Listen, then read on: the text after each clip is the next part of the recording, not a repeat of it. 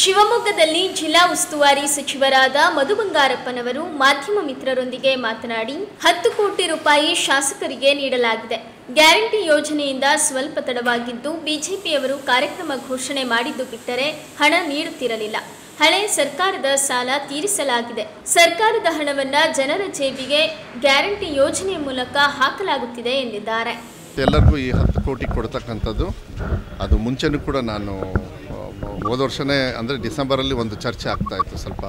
ಏಕೆಂದರೆ ಈ ಗ್ಯಾರಂಟಿ ಯೋಜನೆಗಳೆಲ್ಲ ಕರೆಕ್ಟಾಗಿ ಅನುಷ್ಠಾನ ಆದಮೇಲೆ ಒಂದು ನೀವು ನೆನಪಿಟ್ಕೊಳ್ಬೇಕು, ಇಷ್ಟು ದಿವಸ ಹಣ ವ್ಯವಸ್ಥೆ ಎಲ್ಲಿ ಹೋಗಿದೆ ಅಂತ ಹೇಳಿದರೆ BJP ಹಿಂದಿನ ಸರ್ಕಾರ ಮಾಡಿರ್ತಕ್ಕಂಥದ್ದು ಕಾರ್ಯಕ್ರಮಗಳನ್ನು ಘೋಷಣೆ ಮಾಡ್ತಾರೆ, ಅದಕ್ಕೆ ಹಣದ ವ್ಯವಸ್ಥೆ ಇಟ್ಟಿರಲಿಲ್ಲ. ನಾನು ಎಷ್ಟೊಂದು ಸತಿ ನಿಮಗೆಲ್ಲ ಹೇಳಿದ್ದೀನಿ, ನನ್ನ ಇಲಾಖೆಯಲ್ಲೇ ಸುಮಾರು 2,500 3 ಸಾವಿರ ಕೋಟಿ ಬರೀ ನನ್ನ ಇಲಾಖೆ ಒಂದು ಇಲಾಖೆ. ನೀವು ಎಲ್ಲ ಇಲಾಖೆಯನ್ನು ತೊಗೊಂಡ್ರೆ ಸಿಕ್ಕಾಪಟ್ಟೆ ಇರ್ತದೆ. PWDದು ಇದೆಲ್ಲ ಚುನಾವಣೆ ಸಂದರ್ಭದಲ್ಲಿ ನೀವೆಲ್ಲ ನೋಡಿದಿರಿ, ಹಾಗೆ ಘೋಷಣೆ ಮಾಡೋದು, ಗುದ್ಲಿ ಪೂಜೆ ಮಾಡೋದು ಎಲ್ಲ ಇದನ್ನು ಅದ್ರದ್ದು ಎಲ್ಲದೂ ಕೂಡ ಮತ್ತು ಹಳೆ ಬ್ಯಾಲೆನ್ಸ್ ಇರ್ತಕ್ಕಂಥದ್ದು ಕೊಟ್ಟಿರೋದ್ರಿಂದ ಸ್ವಲ್ಪ ಇನಿಷಿಯಲಿ ನೀವು ಕೂಡ ಇಲ್ಲ ಸ್ವಲ್ಪ ಏನೋ ಗೊಂದಲ ಇದೆ ಅಭಿವೃದ್ಧಿಗೆ ಅಂತ. ಅಭಿವೃದ್ಧಿಗೆ ಏನು ಗೊಂದಲ ಇರಲಿಲ್ಲ. ಒಂದು ತಿಳ್ಕೊಳ್ಬೇಕು, ಹಣದ ವ್ಯವಸ್ಥೆಯನ್ನು ಇವತ್ತು ನೇರವಾಗಿ ಜನರ ಜೋಬಿಗೆ ಹಾಕ್ತಕ್ಕಂಥ ಇಲ್ಲ ಮನೆಗೇ ತಲುಪಿಸ್ತಕ್ಕಂಥ ವ್ಯವಸ್ಥೆಯನ್ನು ಮೊನ್ನೆ ಸಿದ್ದರಾಮಯ್ಯ ಸರ್ಕಾರದವರು ನಾವೇನು ಗ್ಯಾರಂಟಿ ಯೋಜನೆಯಲ್ಲಿ ಮಾತು ಕೊಟ್ಟಿದ್ದೀವಿ ಅದು ಕೊಟ್ಟಿದ್ದೀವಿ.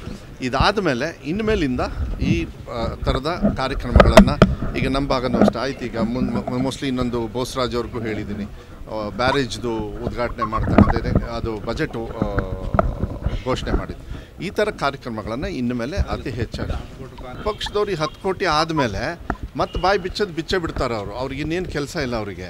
ನಾವು ಅದಕ್ಕೆ ಉತ್ತರ ಕೊಡಬಾರ್ದು. ನಾವು ಡೆವಲಪ್ಮೆಂಟಿಗೆ ನಾವೇನು ನಮ್ಮ ಕೆಲಸ ಕರ್ತವ್ಯ ಇರ್ತದೆ ಅದು ಮಾಡಬೇಕು. ನೀವು 10 ಕೋಟಿ ಕೊಟ್ಟ ಮೇಲೆ 100 ಕೋಟಿ ಕೊಡ್ರಿ ಅಂತಾರೆ. 100 ಕೋಟಿ ಕೊಟ್ಟ ಮೇಲೆ ಇದು ಬಟ್ ಏನಾಗಿದೆ, ಯಾಕೆ ಲೇಟ್ ಆಗಿದೆ ಅದನ್ನು ಅರ್ಥ ಮಾಡ್ತಕ್ಕಂಥದ್ದು. ಯಾಕೆಂದರೆ ಆ್ಯಕ್ಚುಲಿ ಅವ್ರದ್ದು ತೊಂದರೆ ಇತ್ತು ಗ್ಯಾರಂಟಿಗಳನ್ನು ಅನುಷ್ಠಾನ ಮಾಡೋದು. ನಾನು ನಿಮಗೆ ಹೇಳ್ತೀನಿ, ಒಂದೊಂದು ಗ್ರಾಮ ಪಂಚಾಯತಿಗೆ ನೀವು ಲೆಕ್ಕ ತೊಗೊಳ್ಳಿ, ಒಂದು ಗ್ರಾಮ ಪಂಚಾಯತಿಗೆ ಹಣ ಸುಮಾರು 8 ಕೋಟಿ 9 ಕೋಟಿ ಒಂದು ಗ್ರಾಮ ಪಂಚಾಯತಿಗೆ ನೇರವಾಗಿ ಜನರ ಮನೆಗೆ ಬಂದಿದೆ ಅಂತ ಹೇಳಿದರೆ ಇದಕ್ಕೆ ಒಳ್ಳೆ ಕಾರ್ಯಕ್ರಮನ ಅಲ್ವಾ ಹೇಳಿ ನೋಡೋಣ.